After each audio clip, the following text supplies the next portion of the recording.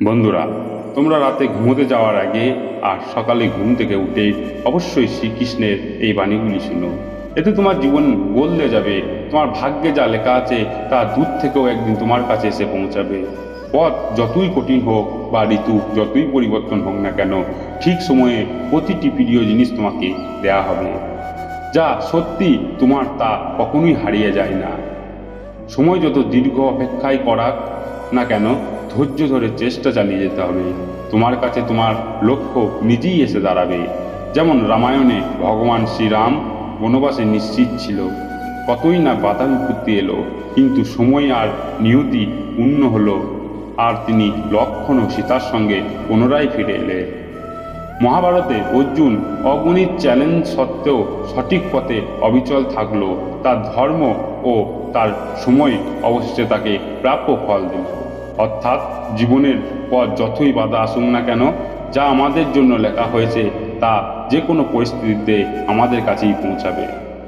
আজ আমরা জানব ভাগ্য কিভাবে কাজ করে এবং কেন সঠিক জিনিস সঠিক সময়ে আমাদের জীবনে আসে।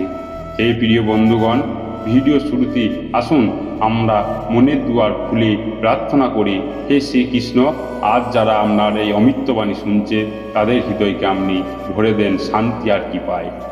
এবার একটি ছোট্ট কাজ করুন, নিচে কমেন্টে লিখে ফেলুন, জয় শ্রী রাধা কৃষ্ণ।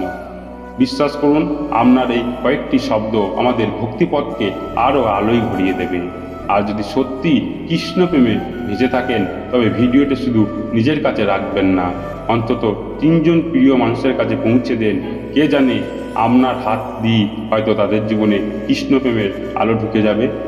আর যদি আমাদের এই আধ্যাত্মিক পরিবার গীতা জ্ঞান 1.0 নতুন হয়ে থাকেন, তবে সাবস্ক্রাইব আর ঘন্টা টিপে নিন, নইলে হয়তো পরের ভক্তিযাত্রার আলো আপনাকে ছুঁয়ে যাবে না।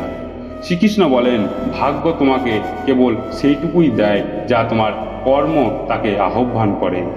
শুধুমাত্র অপেক্ষা করলেই ভাগ্য প্রসন্ন হয় না, কিন্তু কর্ম করলে ভাগ্য নিজেই তোমার দ্বারে এসে দাঁড়ায়। অনেকে বলে সবই তো ভাগ্যের খেলা, যখন সময় হবে তখন পাওয়া যাবে, আর এই ভেবেই তারা হাত গুটিয়ে বসে থাকে। কিন্তু সত্য হলো, ভাগ্য সর্বদাই কর্মের সঙ্গে বাঁধা।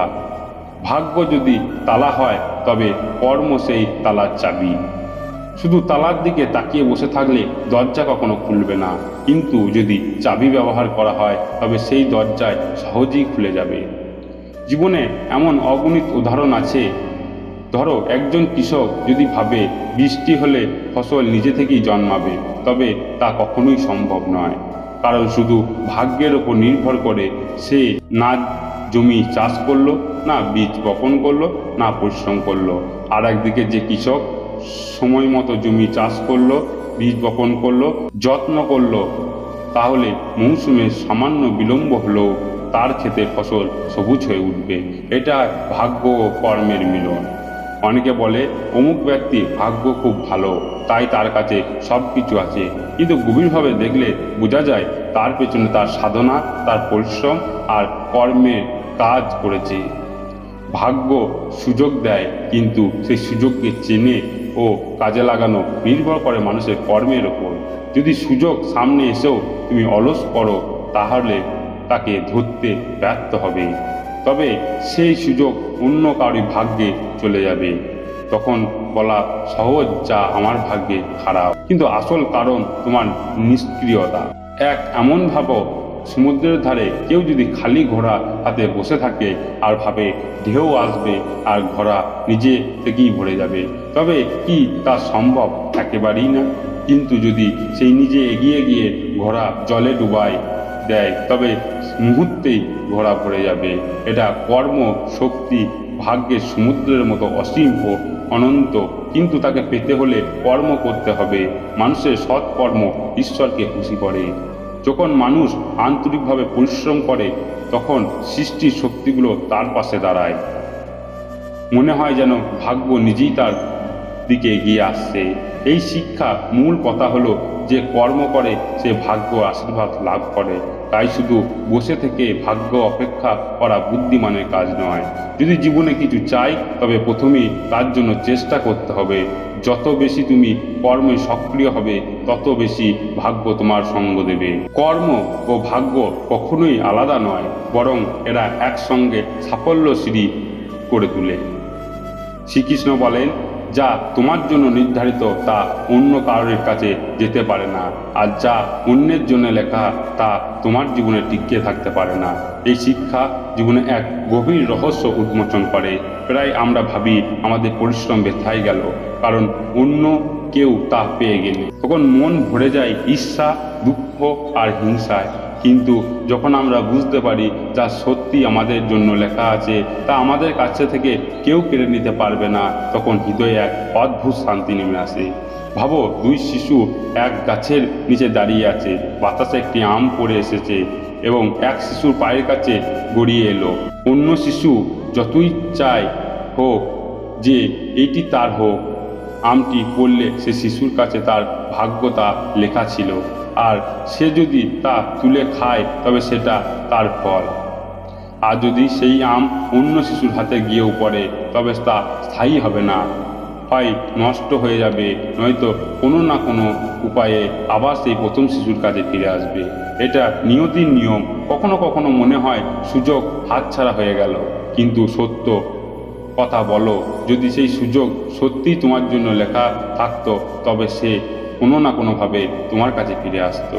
জীবনের যে জিনিস আমাদের জন্য নয় তা সাময়িকভাবে এলেও টেকে না। যেমন কেউ অঢেল অর্থ পেলেও যদি সেই সম্পদ তার ভাগ্যে স্থায়ী না হয় তবে হঠাৎ ক্ষতি, অসুখ বা খরচের মাধ্যমে তার কাছ থেকে সব চলে যাবে। এর মানে এই নয় যে কর্ম থামিয়ে দিতে হবে, বরং এর অর্থ হলো কর্ম করতে হবে, কিন্তু ফলাফলের দায় আমাদের নয়, কারণ ফল তো একই নির্ধারিত। আমাদের দায়িত্ব শুধু চেষ্টা করে যাওয়া। চেষ্টাই আমাদের সেই জিনিসের কাছে পৌঁছে দেয় যা আসলে আমাদের জন্য নির্ধারিত। কেউ যদি বসে ভাবে হয়তো সুযোগটা আমার নয় তাই আমি চেষ্টা করব না, তবে সে নিজের সম্ভাবনাকে নষ্ট করে। জীবনে আসল আনন্দ এই যে আমরা সর্বত্র চেষ্টা করি, কিন্তু এই বিষয়ে নিয়ে যে আমাদের জন্য লেখা আছে তা আমাদের কাছ থেকে কেউ কেড়ে নিতে পারবে না, এই বোধ থেকে ঈর্ষা ও তুলনা অবসান হয়। যখন আমরা বুঝতে পারি যে অন্যের যা প্রাপ্য তা তার ভাগ্যে লেখা, তখন আর হিংসা জাগে না। আর বিশ্বাস রাখলে যে আমাদের যা প্রাপ্য তা একদিন আমার কাছে আসবে, তখন দুশ্চিন্তা থাকে না। এই বিশ্বাস মানুষের মধ্যে ধৈর্য আর আস্থা দুই ভরে দেয়। সুতরাং জীবনে শান্তি ও সন্তুষ্টি ধরে রাখতে হলে এই সত্য মেনে নিতে হবে, যা আমাদের জন্য নির্ধারিত তা আমাদের কাছে আসবে, আর যা আমাদের নয় তা কাছ থেকেও স্থায়ীভাবে থাকবে না। তাই ঈর্ষা ও অসন্তোষ ছেড়ে দিয়ে আমাদের উচিত অবিরাম কর্ম করে যাওয়া আর বিশ্বাস রাখা যে নিয়তি তার কাজ করছে। প্রতিটি মানুষ সামনাসামনি নিজেকে শুভাকাঙ্ক্ষা দেখাবে, কিন্তু কর্তৃপক্ষকে তোমার সঙ্গে থাকবে তা কেবল কঠিন সময়ে প্রমাণ করে। যাদের কাছে তুমি সবচেয়ে বেশি আশা রাখো অনেক সময় তারাই গভীরে আঘাত দেয়। পৃথিবী তোমার সাফল্যে হাততালি দেবে, কিন্তু তুমি যখন পড়ে যাবে তখন হাসবে তারাই। সম্পর্ক মিষ্টি দেখানো সহজ, কিন্তু আসল মুখ তখনই প্রকাশ পায় যখন স্বার্থে ধাক্কা লাগে। মানুষ তোমার দুঃখ বুঝে না, শুধু নাটক করে, অজুহাত খোঁজে। প্রত্যেকেই নিজের নিজের জীবনের ব্যস্ত, কিন্তু যখন তাদের প্রয়োজন হয় তখন তারা প্রথমে তোমাকে মনে করে। যাকে তুমি হৃদয় থেকে ভালোবাসো সে অনেক সময় তোমার কদর করতে ভুলে যায়। সবার মুখে তোমার জন্য হাসি থাকে, কিন্তু মনে তোমার জন্য জায়গা আছে কতজনের? এই প্রশ্ন অন্য মানুষ তোমার পরিশ্রম দেখে না, কিন্তু তোমার ছোট ভুলকেও বড় করে তোলে।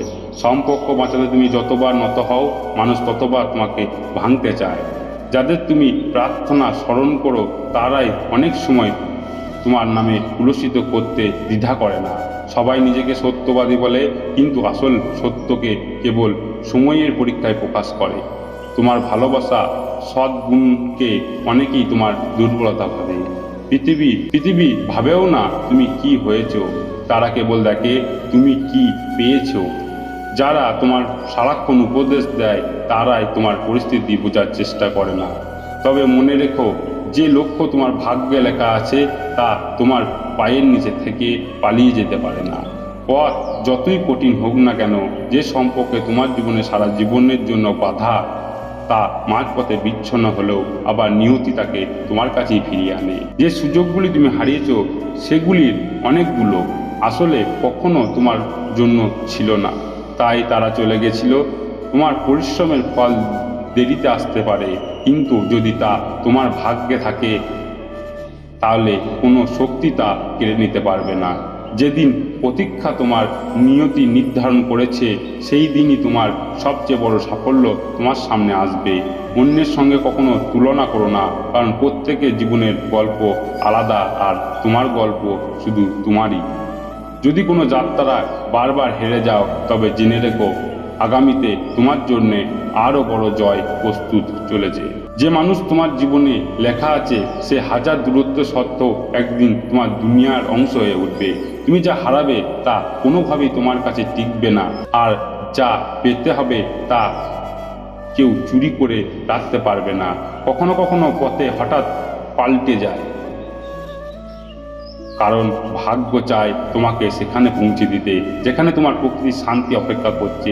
তোমার জন্য সেই আনন্দ নির্ধারিত, তা দিতে এলেও কখনোই অসম্পূর্ণ থাকে না। আর তুমি যদি সত্যি হৃদয় দিয়ে কিছু চাও আর তা যদি তোমার ভাগ্যে লেখা থাকে, তবে পুরোপুরি পৃথিবী একজোট হলেও তোমাকে তার থেকে দূরে রাখতে পারবে না। কোনো মানুষ চলে যায় কোনো শেষ নাই, বরং এটি একটি ইঙ্গিত যে তোমার জীবনে যা সত্যি লেখা আছে একদিন তা তোমার কাছেই আসবে। প্রতিটি স্বপ্ন পূরণ হয় না, কারণ ভাগ্য শুধু এই স্বপ্ন পূরণ করে যা তোমার আত্মার গভীরতার সঙ্গে বাঁধা। তোমার ভাগ্যের আলোর অন্ধকার যতই লুকিয়ে থাকুক, সময় এলে সেই আলো তোমার পথে আলোকিত করবে। যারা কেবল অন্যকে হোঁচট খেতে দেখে আনন্দ পায় তারা নিজেরা কোনোদিন উপরে উঠতে পারে না। মানুষ তোমার দুঃখে সহানুভূতি দেখাবে, কিন্তু তোমার সংগ্রামের পাশে দাঁড়াতে ভয় পাবে। সত্যটা এটাই যে পৃথিবী তোমাকে তখনই মনে রাখবে যেদিন তোমার কাজ তাদের সাথে লাগবে। সম্পর্ক টিকিয়ে রাখার দায়িত্ব সবসময় তার কাঁধে চাপিয়ে দেওয়া হয় যে চুপ থেকে সব সহ্য করে। তোমার ভালোবাসা আর ভালো মনের সুযোগ নেওয়া মানুষ তোমার সামনে পরিবর্তন দেখলে তোমার উপর প্রশ্ন তুলে। মানুষ তোমার কঠোর পরিশ্রমে হাততালি দেয় না, কিন্তু তোমার সামনে সাফল্য তাদের চোখে হিংসা জাগিয়ে তোলে।